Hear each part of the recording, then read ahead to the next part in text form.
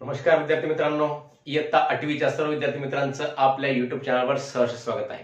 तर मुलांनो, चक्रवाढ व्याज या प्रकरणातील सराव संच 14.1 आपण बघत आहोत। या सराव संच 14.1 मधला पहिला प्रश्न तुम्हाला पूर्वीच्या व्हिडिओमध्ये पाठवलेला आहे। तर या व्हिडिओमध्ये आपला प्रश्न दुसरा व प्रश्न तिसरा सोडवायचा आहे। प्रश्न दुसरा काय म्हणते बघा, समीर रावांनी एका पतपेढीतून दसादसे 12 दराने 3 वर्षांसाठी 12,500 रुपये कर्ज घेतले। तर त्यांना तिसऱ्या वर्ष अखेर चक्रवाढ व्याज आकारणीने एकूण किती रुपये परतफेड करावी लागेल। समीर रावांनी बँकेकडून काय केले, पतपेढीतून एका दसादसे 12 दराने कर्ज घेतलेलं आहे। किती वर्षासाठी? 3 वर्षासाठी। आणि किती रुपये? 12,500 रुपये।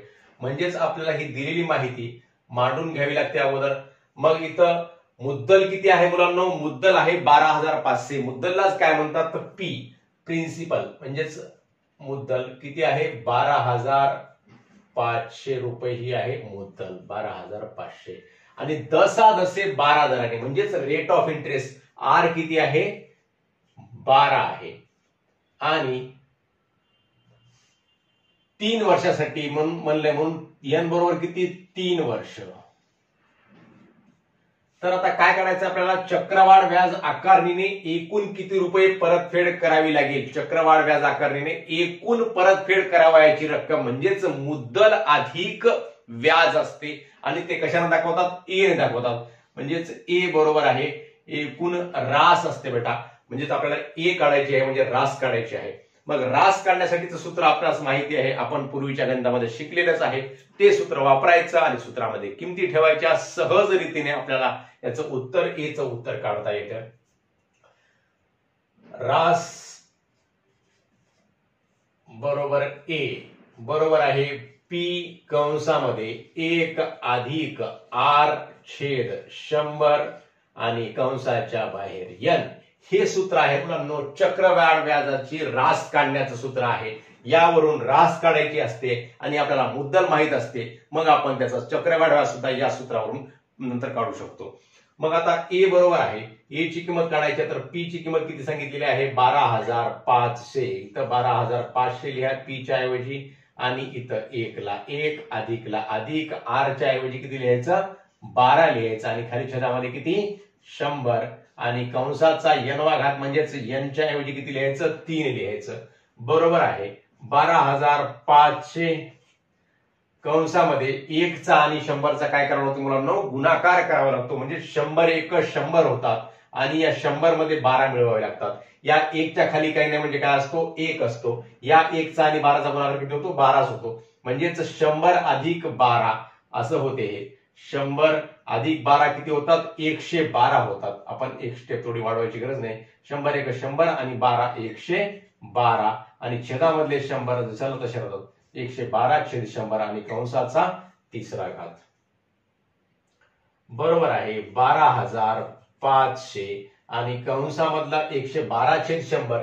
या 112 ला 100 न भागल्यानंतर मुलांनो लक्षामध्ये ठेवा, जेव्हा कोणत्याही संख्येच्या छेदस्थानी 10 ने आपण भागत असतो तेव्हा त्याचा दशांश चिन्ह एक स्थळ डावीकडे सरकतो आणि 100 न भागल्यानंतर दशांश चिन्ह 2 स्थळांना डावीकडे सरकतो। आता या 112 मध्ये दशांश चिन्ह या ठिकाणी आहे, मग इथला दशांश चिन्ह 2 स्थळांनी कुठे सरकेल? डावीकडे सरकेल। म्हणजेच हे काय येईल तर 12,500 गुणिले 1.12 आणि कंसाचा कितवा घात? तिसरा घात। मग आता 1.12 चा आपण तिसरा घात या ठिकाणी गुणाकाराद्वारे प्राप्त करून घेऊयात। 1.12 गुणिले 1.12 हा जरा दुसरा घात अगोदर आपण करून घेऊयात। बे दोन्ही 4 बे 1 बे बे 1 बे अधिक 1 न गुणल्यानं 112 येतं अधिक अधिक परत 112 यांची बेरीज 4 ला 4 2 आणि 2 4 2 आणि 3 आणि 2 5 1 आणि 2 आणि 1। आता इथं 2 स्थळांतर दशांश चिन्ह आहे, इथं सुद्धा 2 स्थळांतर दशांश चिन्ह आहे। म्हणजे एकूण 4 स्थळांतर दशांश चिन्ह येईल उजवीकडून 1 2 3 4 म्हणजेच 1.2 5 4 4। आता याला परत 1.12 आपल्याला गुणावं लागतं। 4 दोन्ही 8 4 दोन्ही 8 5 दोन्ही 10 ला 0 4 ला 1 बे दोन्ही 4 आणि 1 5 आणि बे 1 बे अधिक या 1 ने गुणल्याने काय येते, तीच संख्या येते 4 4 5 2 आणि 1. परत 1 नच गुणायचं आहे म्हणजे परत तीच संख्या येणार 4 4 5 2 आणि 1. 8 8 आणि 4 12 2 हातचा आला 1 4 आणि 1 5 आणि 4 9 5 आणि 5 10 आणि 4 14 4 हातचा आला 1 2 आणि 3 5 5 आणि 5 10 0 हातचा आला 1 1 आणि 2 2 2 4 1 ला 1. मग आता दशांश चिन्ह इथं किती स्थळांतर आहे, 1 2 3 4 स्थळांतर आहे. इथं किती स्थळांतर आहे, 2 स्थळांतर आहे. एकूण 6 स्थळांतर 1 2 3 4 5 6 म्हणजे 1.4049228 बरोबर आहे 12,500 गुणिले 1.4049228. आता मुलांनो इथं 2 शून्य आहेत, लक्षामध्ये घ्या. या 2 शून्यामुळं इथला दशांश चिन्ह काय होईल, इथला दशांश स्थळ काय होईल, 2 स्थळ पुढे जाईल. म्हणजेच 125 आपण याला लिहू शकतो, याला 125 आणि इथले 2 शून्यामुळे इथला दशांश चिन्ह काय होते, 2 स्थळ पुढे सरकतो. म्हणजेच हे काय येते 140.4928. आता आपण यांचा गुणाकार करूयात. 140 दशांश चिन्ह या वरच्या गुणाकाराशी असा संबंध ठेवू नका. आपण याचा गुणाकार करण्यासाठी इथलं दशांश चिन्ह कट केलेलं आहे, हे लक्षात राहू द्या. गुणिले 125 85 40 ला 0 ह्याच्याले 4 5 2 10 10 आणि 4 14 ला 4 हातचा आला 1 5 9 45 आणि 146 ला 6 चाले 4 5 चौक 20 आणि 4 24 ला 4 चाले 2 5 0 0 0 2 2 5 चौक 20 ला 0 ह्याच्याले 2 5 1 5 5 आणि 2 7 2 16 ला 6 चाला 1 2 2 4 4 आणि 1 5 2 9 18 ला 8 हातचा 1 2 चौक 8 8 आणि 1 9 2 0 0 ला 0 आणि 2 चौक 8 आणि 2 1 2. इथं परत 2 फुल्या मारल्या आणि नंतर हे सगळे अंक लिहून काढले. 8 2 9 4 0 4 1 0 ला 0 6 4 10 ला 0 हातचा आला 1 7 5 12 8 20 ला 0 हातचे आले 2 6 8 14 14 16 ला 6 हातचा आला 1 3 9 12 12 9 21 ला 1 हातचे आले 2 2 आणि 4 6 7 8 15 15 ला 5 हातचा आला 1 2 आणि 3 3 आणि 4 7 1 ला 1. आता इथं किती स्थळांतर दशांश चिन्ह आहे, 4 स्थळांतर आहे. म्हणजे इथं सुद्धा 1 2 3 4 स्थळांतर दशांश चिन्ह. म्हणजेच किती आली रक्कम ती 17,561.6 बरोबर आहे 17,561.6. म्हणजे ही काय झाली, ए झाली. म्हणजेच चक्रवाढ व्याज आकारणीने एकूण किती रुपये परतफेड करावी लागेल, तर एवढे रुपये परतफेड करावी लागेल. कोणाला, समीर रावांना. म्हणून समीर रावांना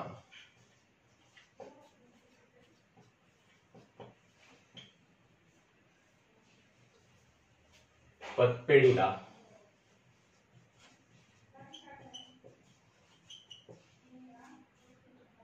17,561.6 रुपये परतफेड करावी लागेल.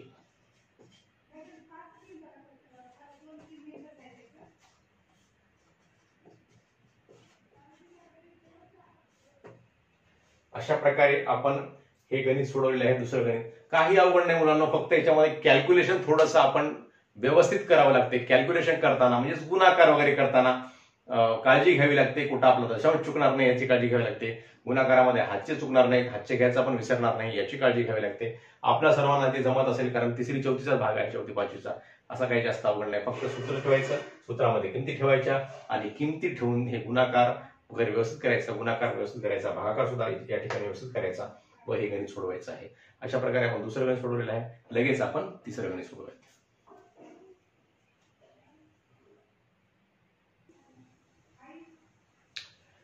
तर मुलांनो तिसरा प्रश्न आहे या ठिकाणी. शलाकाने व्यवसाय सुरू करण्यासाठी दसादसे 10.5 दराने 8,000 रुपये कर्ज घेतले, तर 2 वर्षानंतर कर्ज परतफेड करताना चक्रवाढ व्याज आकारणीने तिला किती व्याज भरावे लागेल, फक्त व्याज विचारले मुलांनो. आपल्याला व्याज काढण्यासाठी काय करावं लागतं, अगोदर रास काढावी लागते आणि नंतर रास आणि मुद्दल माहित झाल्यानंतर आपल्याला रास बरोबर आहे मुद्दल अधिक व्याज या सूत्रामध्ये रास आणि मुद्दलची किंमत ठेवल्यानंतर आपल्याला व्याज प्राप्त होते. मग अगोदर आपल्याला दिलेली माहिती आणि काढायचं जे आहे ते आपण या ठिकाणी लिहूया. तर काय सांगितलेलं आहे, दसा दशे 10.5 दर आणि 8,000 रुपये कर्ज घेतले, म्हणजेच पी किती आहे, प्रिन्सिपल अमाऊंट किती आहे, मुद्दल किती आहे, 8,000 आहे. इथे लिहायचं 8,000 रुपये. आणि दर किती सांगितलेला आहे, 10.5. म्हणजेच दर म्हणजेच काय असतो, रेट असतो, रेट ऑफ इंटरेस्ट. 10.5 म्हणजे 10.1/2 असं लिहिलं त्यालाच आपण 10.5 असंही लिहू शकतो.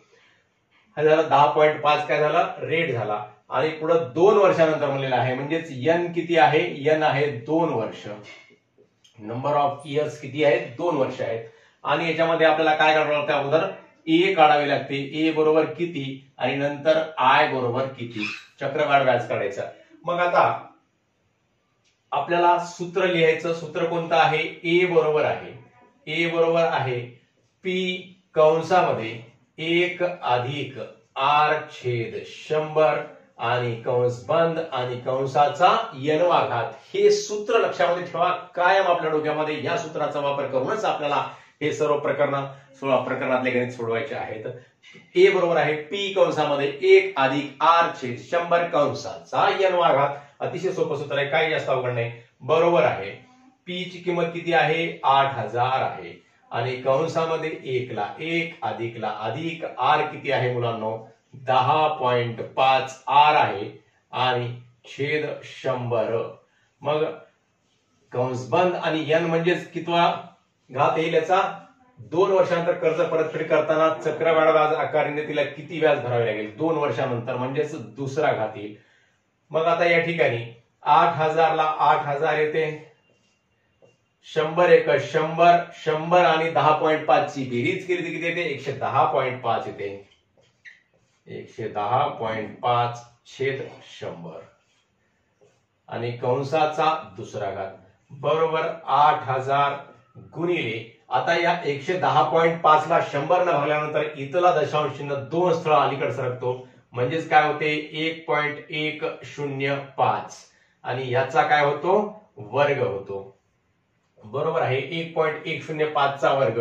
हे वर्ग करताना काय करायचा, 1.105 चा वर्ग आहे. मग अशा वेळेस काय करायचं असते, कोणत्याही संख्येच्या एकक स्थानी जेव्हा 5 असतो आणि त्या संख्येचा आपल्याला वर्ग करायचा असतो तेव्हा या 5 चा वर्ग किती लिहून टाकायचा बेटा, 25 लिहून टाकायचा. आणि उरलेल्या ज्या संख्या आहेत 110 ही संख्या आहे. मग 110च्या लगतची पुढची संख्या कोणती, 111. मग 110 आणि 111चा गुणाकार करून बघा किती येतो, 110 गुणिले 111. मग 111 0 0, 111 1, 111 ला 1 हातचे आले 111 1, 111 ला 1 हातचे आले 11, 111 1, 111, 111 11 122. 110 गुणिले 111 किती येतात, 122 येतात. म्हणजेच हे किती झालं, आपण आता या ठिकाणी 122 म्हणल्यानंतर आपल्याला इथं दशांश चिन्ह 2 स्थळानंतर आहे आणि इथं किती येईल, मग 4 स्थळानंतर येईल. 1 2 3 4 स्थळानंतर म्हणजे 1.2210, 1.2210. 8,000 गुणिले 1. आणि याच्यामध्ये हे इकडे लिहावं लागते 1.2210, पुढचे 25 झालं तसे 1.2210 पुढचे 25. हा गुणाकार 110 आणि 111चा गुणाकार आहे 1.2210. आणि अगोदर जे आपण 5 चा वर्ग 25 केलं होतं ते 25 तर पुढे घ्यावंच लागणार आहे मुलांनो, हे आपण थोडंसं विसरून गेलो होतं. मग आता हे पूर्ण गुणाकार आला 1.221015. आता याचा गुणाकार करताना इथं 3 शून्य आहेत, मग या 3 शून्यामुळे इथलं दशांश चिन्ह 3 स्थळ पुढे जाईल. म्हणजे त्याला आपण 8 गुणिले 1 2 2 1 दशांश चिन्ह 025 असं लिहू शकतो.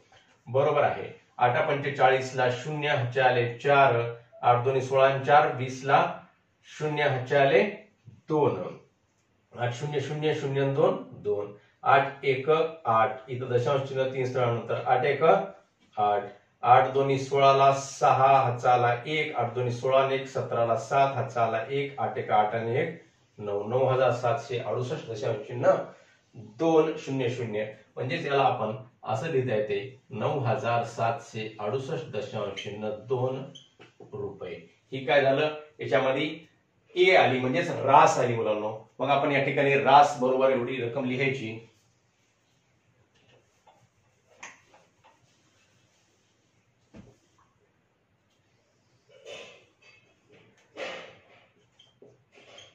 रास बरोबर ए बरोबर आहे 9768 दशांश चिन्ह 2 रुपये. म्हणजेच शलाकाला एवढी रक्कम परत करावी लागेल. कारण कोणाला कर्ज घेतलं होतं, त्या कर्ज केला बँकेकडून म्हणा किंवा कुठून तरी कर्ज घेतलं, पतपेढीकडून म्हणा, शलाकाने किती घेतलं होतं 8000. मग शलाकाला एकूण परतफेड करावयाची रक्कम किती 9768 रुपये आणि 9768.2 रुपये ही रक्कम तिला परत करावी लागेल. परंतु आपल्या प्रश्नामध्ये काय विचारलेलं आहे, चक्रवाढ व्याज आकारणी तिला किती व्याज भरावे लागेल. आपल्याला व्याज काढायचं, फक्त परतफेडीची रक्कम विचारलेली नाही, आपल्याला रास विचारलेली नाही, तर आपल्याला व्याज विचारलेलं आहे.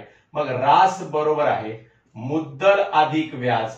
हे सूत्र लक्षामध्ये ठेवा आणि या सूत्रावरून आपल्याला रासही काढता येते आणि व्याजही काढता येते आणि रास आणि व्याज माहित असेल तर मुद्दल सुद्धा काढता येते. म्हणजेच आपल्याला या ठिकाणी व्याज काढायचं आहे. मग व्याज बरोबर आहे रास वजा मुद्दल. हे सूत्र तयार होतं. म्हणजेच रासच्या इथं अधिक बेरजेमधलं जे मुद्दल आहे ते कशामध्ये गेलं, वजाबाकीमध्ये गेलं. म्हणजेच व्याज बरोबर किती, रास किती आहे 9768.2 वजा मुद्दल किती आहे 8000 आहे.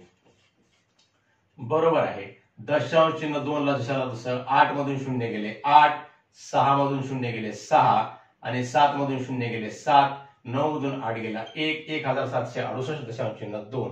म्हणून शलाकाला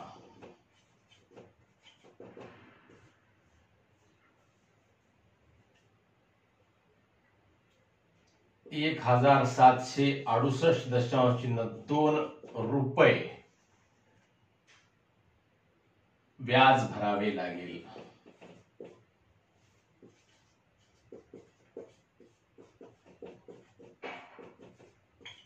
अशा प्रकारे जो प्रश्न विचारलेला आहे त्या प्रश्नाचं उत्तर लिहायचं आणि हा प्रश्न सोडवायचा. खूप सोपी बाब आहे.